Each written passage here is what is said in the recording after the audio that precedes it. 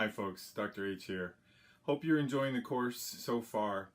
As we are approaching the midterm very quickly, I thought I would give you a couple of suggestions, some tools maybe to help you out for the remainder of the course.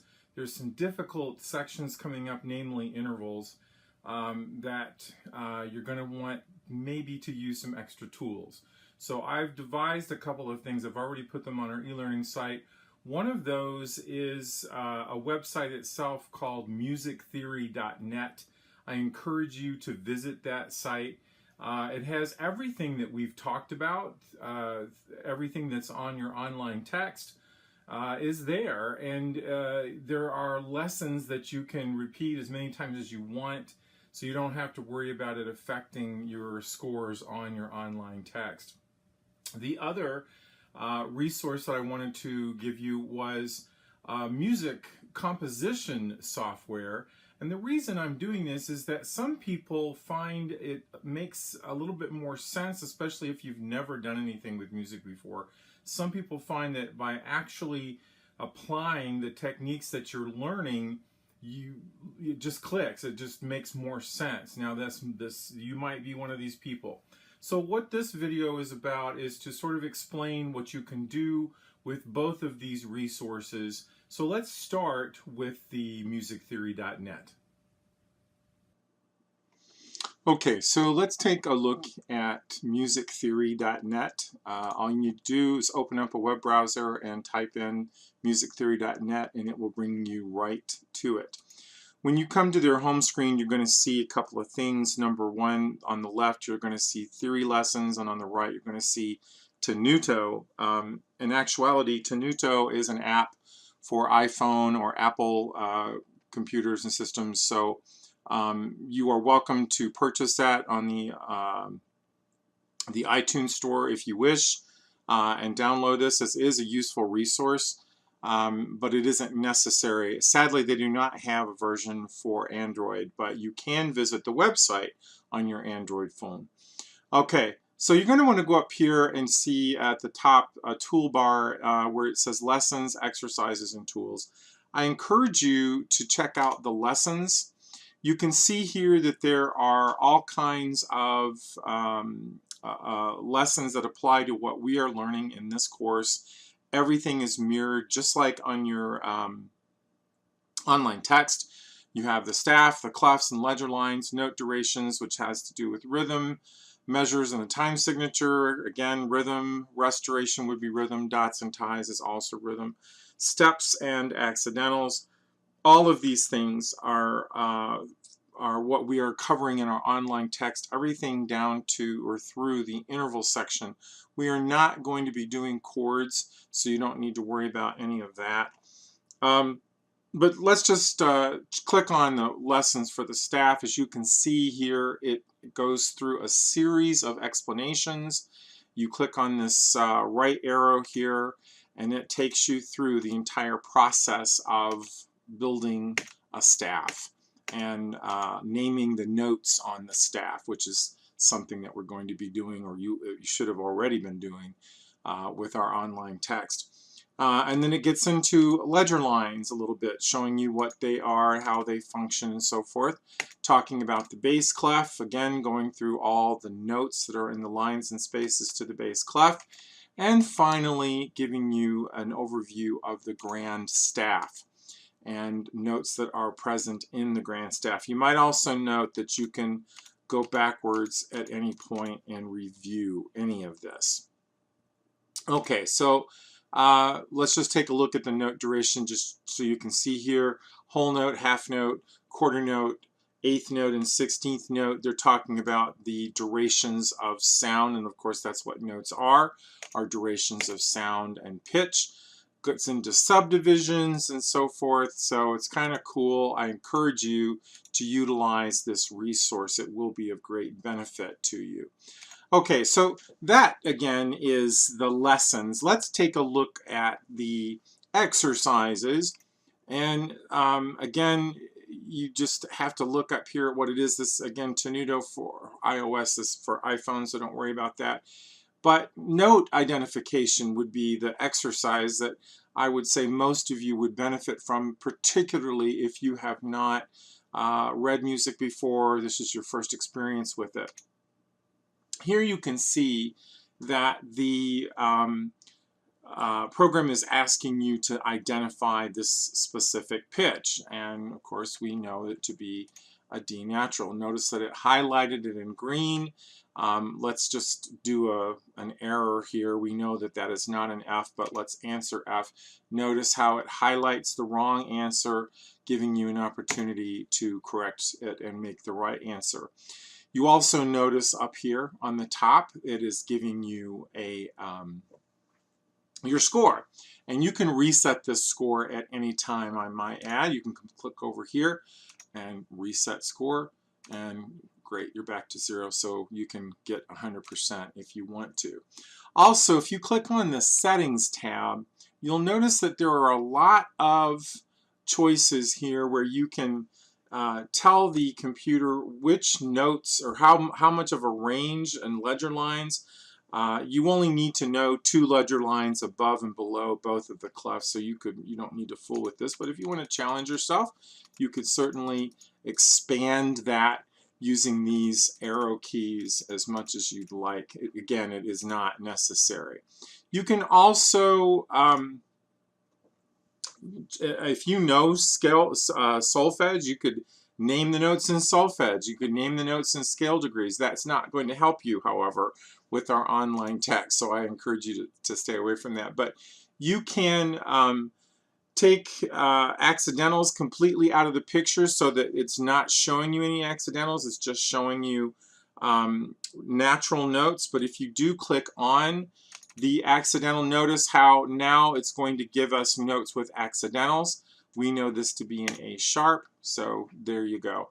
An interesting phenomenon about music, which is kind of, well, might be a little bit confusing to you, but you'll notice that when the notes are written out like this, the accidental follows the letter of the note. For example, D sharp. If you come over here, D comes first, then the sharp sign.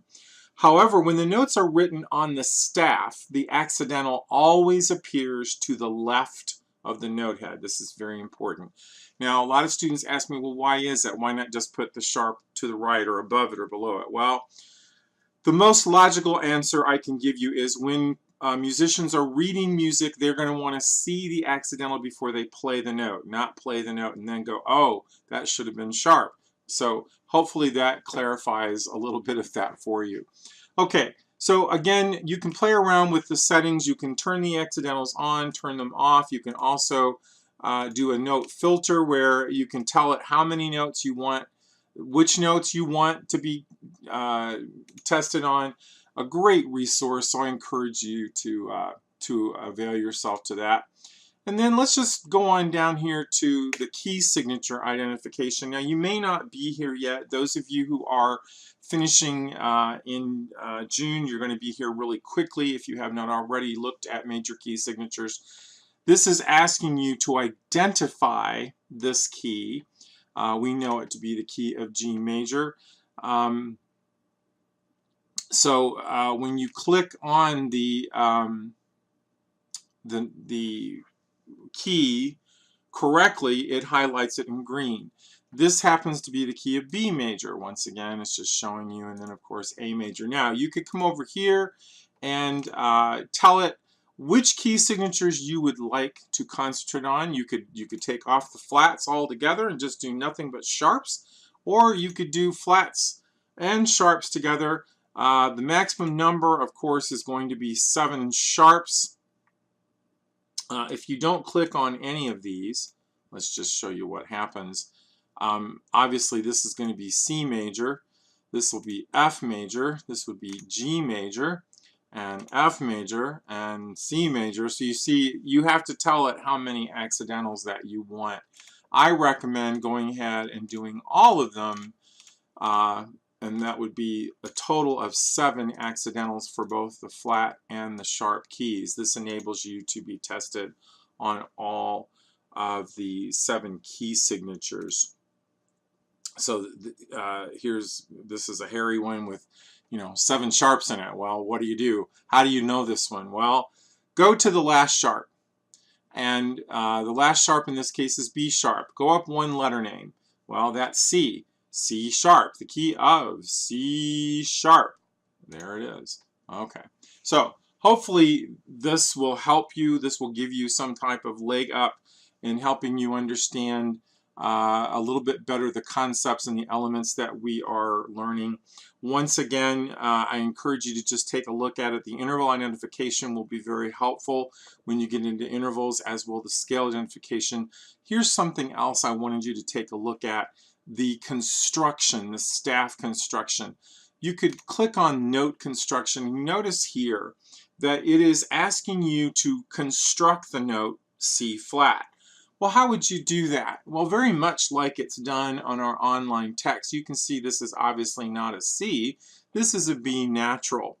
So I would move the note head down. Now, it'd be great. You can grab it and do it that way, moving it up or moving it down to where you want it, on whatever place you want it. We want it to be on a C, so there it is on the third space. Or we could have used these arrows to move it up or down. It's asking us for a C flat, so we just simply put that there, and now it is a C flat, and we submit our answer, and voila, it is in fact a correct answer. We can do the same thing with this next one. We can move it down to A. We don't need the flat, so we just simply put the natural symbol there. Yep, it isn't. I'm not sure why it's not giving us the A natural. Oh, well, we'll just put no, put none. It is an A natural though. Ah, got me. Okay, so something to watch out for. You have to be very specific, I suppose. So anyway, please take a look at these. Use them as much as you like. This is not going to affect your quiz grade. Again, these are not requirements that you do them, but I do think that these are very helpful. So I encourage you to use them. As always, if you get stuck and you have any questions, please do not hesitate to contact me. Well, hopefully you found that interesting and informative and helpful. Now, the next thing that we're going to take a look at is the MuseScore software. That's MuseScore score.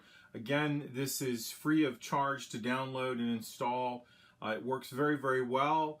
And if you are having difficulties maybe understanding some of these concepts about placing notes on the staff, even things like clefs and time signatures, things like that, key signatures, which we were going to be getting into, this could be a very useful tool for you and could maybe clarify some things for you. So I encourage you to give it a try, play around with it, see if it helps you. If after utilizing both of these resources you find that you are still in the dark, you're still confused, you're still having difficulty, please email me, get in touch with me, and I will do my best to help you out. So let's take a look at the MuseScore and see what we can do. Okay, so let's take a look at the MuseScore software so that we can have a different, one more way of practicing what we're learning in our online text.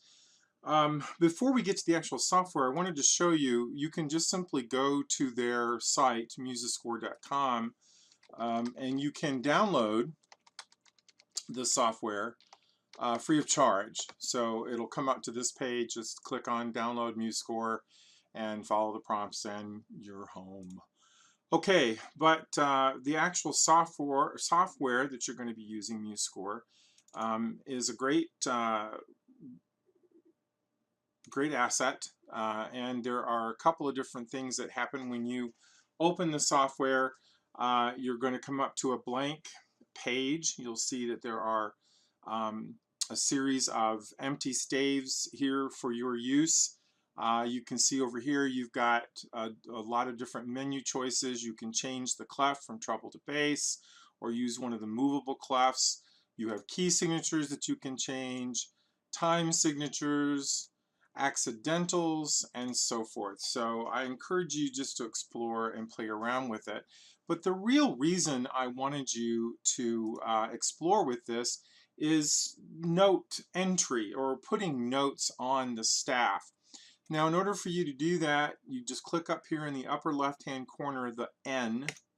That's for notation, and that allows you to place note values on the staff. And here you've got some choices. You have a 32nd note, a 16th note, an 8th note, and so forth.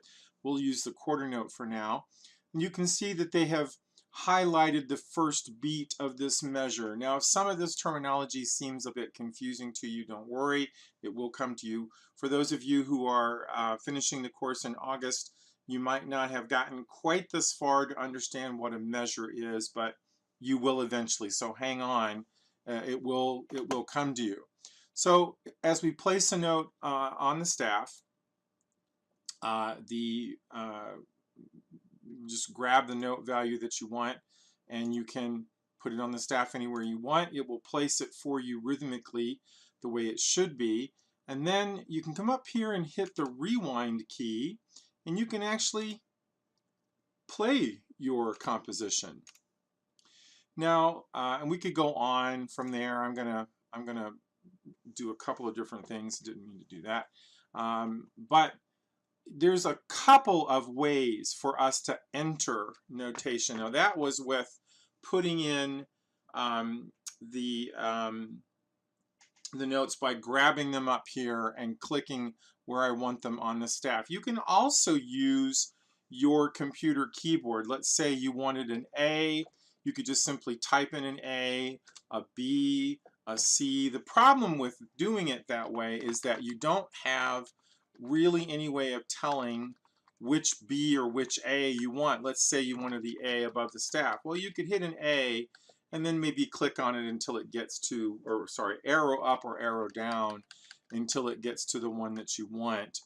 And then there's another way that you can enter, and that is by using the your keyboard, your MIDI keyboard, if you happen to have one.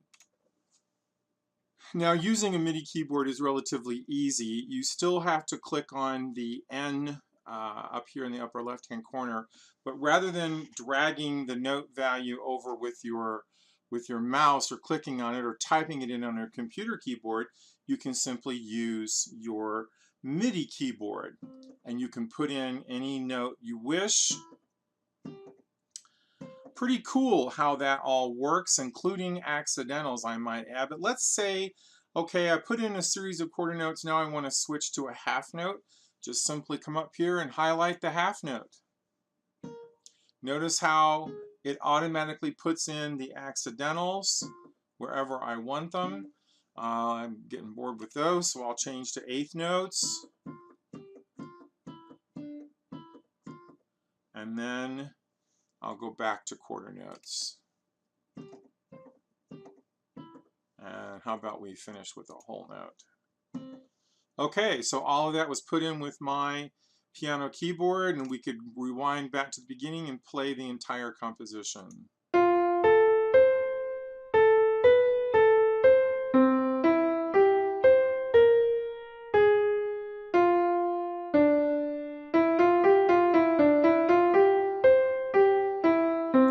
Okay, so kind of a cool thing to have around.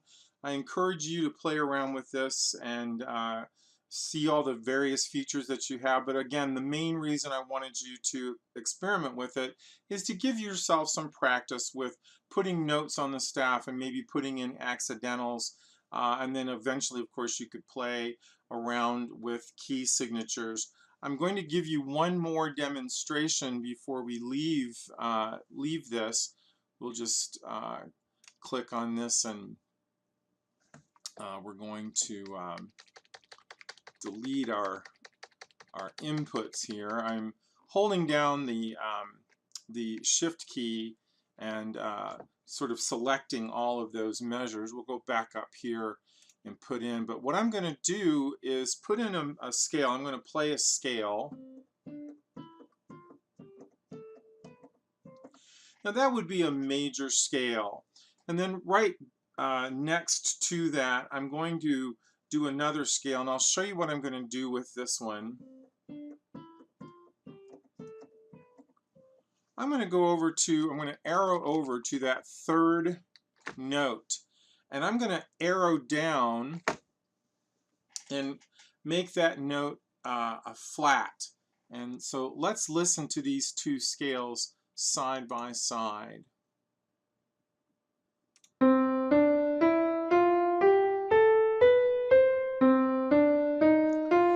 notice that that third degree made all the difference in the sound of this scale, and that third degree has changed this from a major scale to a minor scale, just that one little accidental. So I'm going to let you play around with this to discover everything you can about it, but I wanted you to be exposed to it, and hopefully you can use this and get a lot from it. Again, if you have difficulties or questions, please do not hesitate to contact me.